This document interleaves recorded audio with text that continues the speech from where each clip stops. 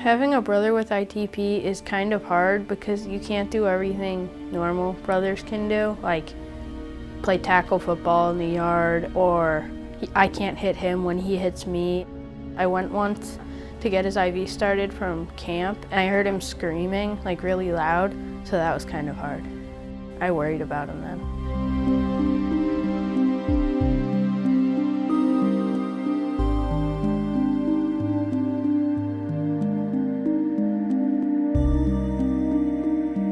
We started noticing bruising on Brady just before he was 5 years old. The pediatrician's response was just sort of, hey, he's a boy, Most of the bruises were on hard surfaces, shins, those kinds of things, so don't worry about it. Just after he turned 5 years old, we noticed some really big bruising on his stomach. So I took him to the doctor for that, and when we showed her the bruising, then she asked us to go get blood work. Before we even got home, there was a message on our message machine saying, we got Brady's blood results, we've made an appointment with the pediatric hematologist, you need to go see him. So that was kind of, for me, the flashpoint where, your mind starts kind of working on, okay, what is this?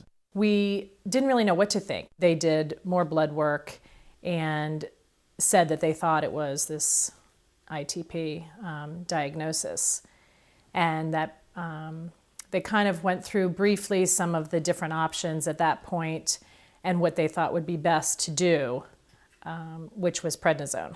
We tried to give him some prednisone and see if that would bump his platelet count up. As we talked to the hematologist and said, gee, we have this cruise planned, does this mean we should cancel this? Or their view was, no, we think we can put him on prednisone, come back in a few days, see that if his platelets have gone up enough, it's probably fine for you to go. And so the cruise was fun, and Brady really didn't have many side effects to the prednisone until we got home from that.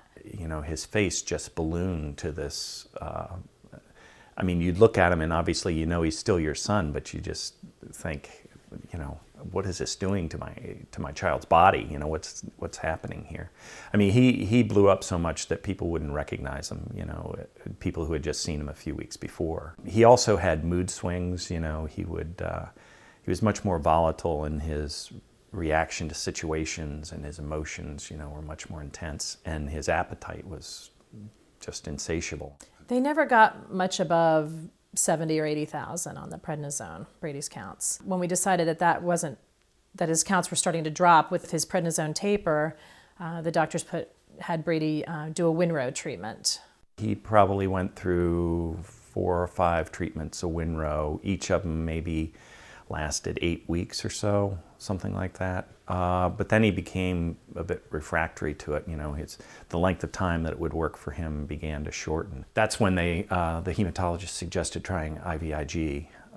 So he began having IVIG treatments periodically.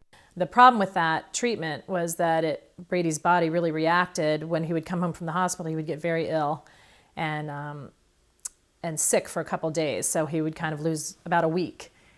Whereas with the Winrow, he could get back to school pretty quickly. For me, it would have helped greatly if someone had said to me, you're gonna go to these medical professionals and they're gonna know quite a bit, but they're not gonna have the answers for you, and this is gonna be a bit of a journey in terms of learning and understanding this disorder and how it impacts your child, because it impacts everyone differently.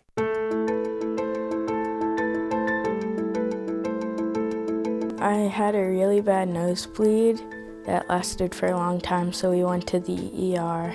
We tried and tried for probably 40 minutes and then ended up having to take him to the emergency room where they tried to get it to stop. And we found out my platelet count was only 17,000. So the doctor wanted me to go to the hospital that night. Brady actually asked that he not be admitted to the hospital that night since it was Christmas night.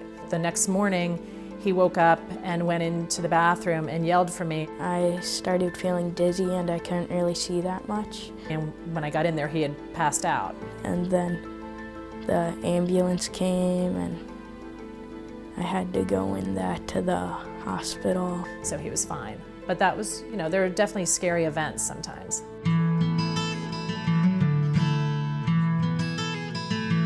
I think support's very important. It's support at different levels, and then of course just the emotional support of family. We're lucky to have both of our families, or Beth's family and my family, are both in the area, and you know, they're constantly kind of there asking and being supportive and kind of reminding us that they've got Brady in their prayers.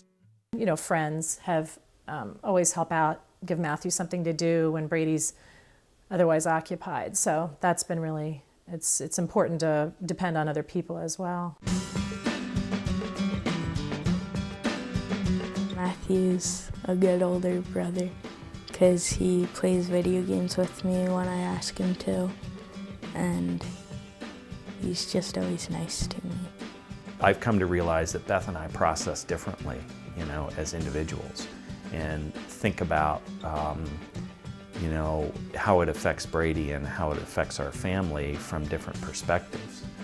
Looking back, I don't think you can expect two people to really process or think about this in the same way. And I think we find ourselves needing that support from family and friends at different times or in different ways. So it's good that there's a lot there, you know, to draw on.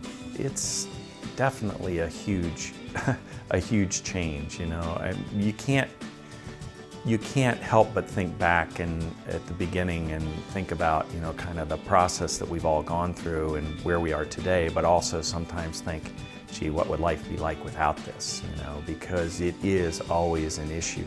So it's quite a roller coaster ride, I think, for all of us individually, but also as a family.